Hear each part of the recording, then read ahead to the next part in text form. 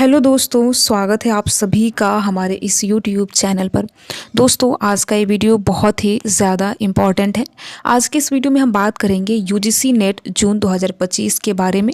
अगर आप UGC net जून 2025 का फॉर्म अप्लाई करने वाले हैं या फिर एग्ज़ाम देने के बारे में सोच रहे हैं तो ये वीडियो आपके लिए बेहद इम्पॉर्टेंट है। आप वीडियो को अंत तक ज़रूर देखिएगा और देखने के साथ साथ वीडियो को आप शेयर भी कीजिएगा।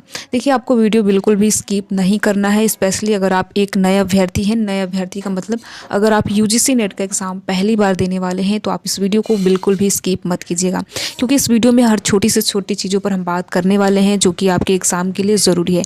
तो कुल यहाँ पर आप देख सकते हैं कि इन बिंदुओं पर हम आज की इस वीडियो में चर्चा करेंगे।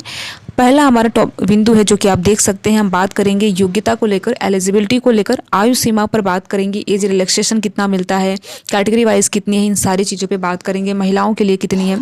साथ ही साथ देखिए, हम पाठ्यक्रम को लेकर बात करने वाले हैं, यानी कि यूजीसी नेट का सिलेबस क्या होता है, ठीक है, इस पे बात करेंगे। एग्ज़ाम पैटर्न को लेकर बात करेंगे कि हमारा पेपर किस टाइप से होता है, कितने प्रश्न होते हैं, कितने पेपर हमें देने होते हैं, कितने अंकों का होता है, नेगेटिव मार्किंग होती है या नहीं होती, इन सारी चीज़ों पर आज के इस वीडियो में हम बात करेंगे। साथ ही साथ देखिए, आप में से बहुत ऐसे अभ्यर्थी होंगे जिनके मन में ये लास्ट वाला प्रश्न होगा कि नोटिफिकेशन कब तक जारी होने वाला है। तो इस पर भी हम विस्तार से बात करेंगे नोटिफिकेशन को लेकर। तो आप वीडियो को अंत तक ज़रूर देखिएगा और देखने के साथ साथ अपने यार दोस्त मित्र को भी शेयर कीजिएगा। देखिए, यहाँ पर मेरे द्वारा प्रयास किया जाएगा कि जो भी चीज़ें हैं आपको बिल्कुल हिंदी में बताया जाए और बिल्कुल आसान शब्दों में समझाया जाए। अगर आप एक हिंदी बैकग्राउंड के अभ्यर्थी हैं, हिंदी पृष्ठभूमि के अभ्यर्थी हैं, तो ये वीडियो आपके लिए बहुत ही ज़्यादा इम्पॉर्टेंट है। यहाँ पर देखिए, अगर हम योग्यता को लेकर बात करें, यानी एलिजिबिलिटी को लेकर बात करें कि मान लीजिए अगर हम यूजीसी नेट का एग्ज़ाम देना चाहते हैं, हमारा मन है कि जून वाला जब फॉर्म आएगा तो हम भरेंगे, तो उसके लिए हमारे पास क्या क्या क्वालिफ़िकेशन होनी चाहिए, क्या क्या योग्यता होनी चाहिए। तो देखिए, अगर आपने पीजी कर रखा है, ठीक है, पीजी मतलब पोस्ट ग्रेजुएशन अगर आपने कर रखा है, ठीक है, अगर आपने पीजी कर रखा है या फिर आप पीजी कर रहे हैं, अपने फर्स्ट सेमेस्टर में हैं या अपने फर्स्ट ईयर में हैं, तो भी आप फॉर्म को अप्लाई कर सकते हैं, ठीक है। देखिए, और अगर आप पीजी कर चुके हैं तो पीजी में आपका 55% अंक होना अनिवार्य है। अगर आप जनरल कैटेगरी से आते हैं, यानी सामान्य वर्ग के श्रेणी से आते हैं, तो आपका 55% अंक पीजी में होना अनिवार्य है, ठीक है। साथ ही साथ अगर आप रिजर्व कैटेगरी से आते हैं, यानी ओबीसी, एससी, एसटी या फिर पीडब्ल्यूबीडी कैटेगरी से आते हैं, तो आपको 5 सालों की छूट मिलती है, यानी कि एज रिलैक्सेशन 5 ईयर का है, ठीक है। तो जिन अभ्यर्थियों ने अपना पीजी कर रखा है, ठीक है, या फिर अपेयरिंग में भी आप फॉर्म को भर सकते हैं और पीजी में 55% होना चाहिए। बाकी कैटेगरी वाइज आरक्षित जो वर्ग हैं उनके लिए 50% पे ही आप फॉर्म को भर सकते हैं, ठीक है। तो ये रही योग्यता। और साथ ही साथ देखिए, जो रिसेंटली एनटीए ने एक और योग्यता इसमें इंक्लूड किया है, ये है आपका अगर आपने 4 साल का इंटीग्रेटेड कोर्स कर रखा है, ठीक है, 4 साल या इससे ज़्यादा का इंटीग्रेटेड कोर्स अगर आपने कर रखा है तो भी आप यूजीसी नेट का फॉर्म भरने के एलिजिबल माने जाएंगे। इसमें देखिए, शर्त ये है कि आप जेआरएफ के लिए अप्लाई करेंगे, ठीक है, जेआरएफ के लिए अप्लाई करेंगे और ओनली पीएचडी के लिए अप्लाई करेंगे, नेट के लिए आप नहीं कर सकते हैं। ये चीज़ें आपको ध्यान देना है। और देखिए, आप सभी को, जैसा कि बहुत लोगों को पता भी होगा और बहुत ऐसे नए अभ्यर्थी हैं जिनको नहीं पता है, तो देखिए, जो यूजीसी नेट का रिजल्ट होता है वो 3 कैटेगरी में आता है। पहला आपका जेआरएफ होता है। अगर आप पेपर में बहुत ही अच्छा प्रदर्शन करते हैं, अच्छा स्कोर करते हैं, तो आपको जेआरएफ मिलता है, यानी आप जेआरएफ के लिए क्वालिफाई होते हैं। उसके बाद दूसरी कैटेगरी नेट की होती है, यानी नेशनल एलिजिबिलिटी टेस्ट। अगर आपने बीच में किया, यानी जेआरएफ से थोड़ा सा कम स्कोर किया है, तो आपको नेट मिलता है। इसके बाद अगर आपने नेट के आसपास हैं, करीब हैं, तो आपको ओनली पीएचडी मिलता है। इसमें भी सीटें होती हैं, सीटों के मुताबिक ही यहाँ पर आपको दिया जाता है। और साथ ही साथ आपका विषय क्या है, ये भी बहुत ज़्यादा मायने रखता है, ठीक है। तो यहाँ पर कुछ चीज़ें हैं जो कि आप सभी को समझना काफ़ी ज़रूरी है। तो अगर आपने 4 साल का कोई इंटीग्रेटेड कोर्स कर रखा है तो आप केवल जेआरएफ और ओनली पीएचडी के लिए ही अप्लाई कर सकते हैं, नेट के लिए नहीं कर सकते हैं। रिसेंटली एनटीए ने जो अपना एक नोटिस जारी किया था, आप सभी ने देखा होगा और मैंने भी अपने चैनल एमएससी नेट जेआरएफ पर उस नोटिस को बाकायदा बताया भी था। अगर आपने वो वीडियो नहीं देखा है तो एक बार ज़रूर देख लीजिए। तो ये सारी चीज़ें हैं, तो आप फॉर्म को अप्लाई कर सकते हैं, ठीक है। अब हम बात करते हैं आयु सीमा को लेकर। देखिए, बहुत ऐसे अभ्यर्थी होते हैं जिनके मन में ये संशय बना रहता है कि हम फॉर्म को भर सकते हैं या फिर नहीं। तो यहाँ पर देखिए, आप सभी को पता है रिजल्ट 3 कैटेगरी में आता है, जेआरएफ, नेट और ओनली पीएचडी। तो अगर आप जेआरएफ के लिए अप्लाई करना चाहते हैं, जेआरएफ, ठीक है, अगर आप जेआरएफ के लिए अप्लाई करना चाहते हैं तो आपकी एज 30 साल होनी चाहिए, अगर आप सामान्य वर्ग के श्रेणी से अगर आप आते हैं तो, ठीक है।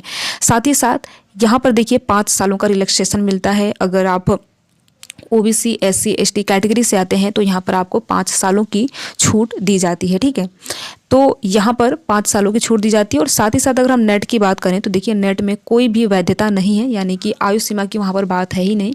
किसी भी वर्ग के जो अभ्यर्थी हैं फॉर्म को अगर चाहते हैं अप्लाई करना तो अप्लाई कर सकते हैं। ठीक है, तो ये रही आयु सीमा की बात। बाकी कैटेगरी वाइज जो अभ्यर्थी जिनको आरक्षण मिलता है उनको यहाँ पर 5 सालों की छूट दी जाती है, 5 सालों का एज रिलैक्सेशन दिया जाता है और साथ ही साथ आपको 5% का योग्यता में भी छूट दिया जाता है। ठीक है, तो ये चीज़ें हैं। उम्मीद है कि यहाँ तक आपको सारी चीज़ें बिल्कुल अच्छे से समझ में आई होगी। अब हम बात करते हैं पाठ्यक्रम को लेकर। देखिए पाठ्यक्रम को समझना भी बहुत ज़्यादा ज़रूरी है। मैंने कई ऐसे अभ्यर्थी को देखा है जो एग्ज़ाम हॉल में पहुंच जाते हैं बट उनको पता नहीं होता है कि इसमें 2 पेपर हैं या 1 पेपर है। तो इस प्रकार की गलतियां आपको बिल्कुल भी नहीं करना है। कम से कम अगर कितना भी आप नए अभ्यर्थी हैं इतनी तो आपको सारी चीज़ें पता होनी चाहिए कि पाठ्यक्रम क्या होता है, यानी सिलेबस क्या होता है, एग्जाम पैटर्न क्या होता है, ये सारी चीज़ें आपको बिल्कुल देखिए पता होनी चाहिए। ठीक है, तो यहाँ पर अगर हम सिलेबस को लेकर बात करें तो देखिए एक होता है जनरल, यानी कि जो फर्स्ट पेपर होता है वो सभी का सेम होता है। अगर आपका जो सेकंड विषय हिस्ट्री है, ज्योग्राफी है, इकोनॉमी है, पॉलिटी है या कुछ भी है, संस्कृत वगैरह कुछ भी है, तो भी आपका जो फर्स्ट पेपर है वो सभी का सेम होता है। ठीक है, और ये इसमें देखिए आपसे रिसर्च एप्टीट्यूड, ठीक है, रिसर्च एप्टीट्यूड और साथ ही साथ कम्युनिकेशन वगैरह और रीजनिंग, ये सारे यहाँ से प्रश्न पूछे जाते हैं और एनटीए ने बाकायदा इसका सिलेबस भी दिया है। तो अगर आप चाहें तो एनटीए के ऑफिशियल वेबसाइट से सिलेबस भी डाउनलोड कर सकते हैं। तो देखिए ये जो पहला पेपर होता है इसमें आपसे 50 प्रश्न पूछे जाएंगे। ठीक है, पहला पेपर में आपसे 50 प्रश्न पूछा जाएगा और एक पेपर 2 नंबर का होता है, यानी अगर हम बात करें तो आपको आपसे यहाँ पे 100 नंबर का प्रश्न पूछा जाएगा और प्रश्नों की संख्या 50 होगी। और अगर हम दूसरे पेपर की बात करें, ठीक है, दूसरे पेपर की बात करें तो यहाँ पर आपसे 100 प्रश्न पूछे जाएंगे और साथ ही साथ 100 प्रश्न पूछे जाएंगे और ये 200 अंकों का होगा और 2 घंटे इसके लिए होगा और 1 घंटे उसके लिए होगा फर्स्ट पेपर के लिए। तो कुल मिलाकर आपका जो यूजीसी नेट का अगर आप एग्ज़ाम देने जाते हैं तो ये 3 घंटे का आपको देखने को मिलता है। साथ ही साथ देखिए आप में से बहुत ऐसे अभ्यर्थी होंगे जिनके मन में भी ये प्रश्न होगा कि क्या नेगेटिव मार्किंग होगा या नहीं होगा, क्योंकि रिसेंटली कुछ समय पहले आप सभी ने देखा होगा इसकी बहुत ही शोर हुई कि जो आपका यूजीसी नेट है उसमें अब नेगेटिव मार्किंग होने वाला है। तो ऐसी अभी कोई चर्चा नहीं है, रिकमेंडेशन जो जारी किया गया था उसे अभी लागू नहीं किया गया है, वो सारी चीज़ें अभी नहीं लागू हुई है। अब फ्यूचर में क्या होगा देखिए ये किसी को नहीं पता है। तो अभी फिलहाल तो आपका नेगेटिव मार्किंग नहीं होने वाला है, इस बात से आप सभी बिल्कुल निश्चिंत रहिए। ठीक है, ये तो हो गया सिलेबस का। जो आपका दूसरा विषय होता है, अगर मान लीजिए आपका हिंदी है तो हिंदी का अलग सिलेबस होगा। अगर आपका संस्कृत है या फिर अगर आपका कोई लैंग्वेज है, उर्दू है, मराठी है या जो भी है, तो उसका सिलेबस अलग अलग होगा और बाकायदा एनटीए के ऑफिशियल वेबसाइट पर आप सिलेबस देख सकते हैं, वहाँ से पीडीएफ के फॉर्म में डाउनलोड भी कर सकते हैं।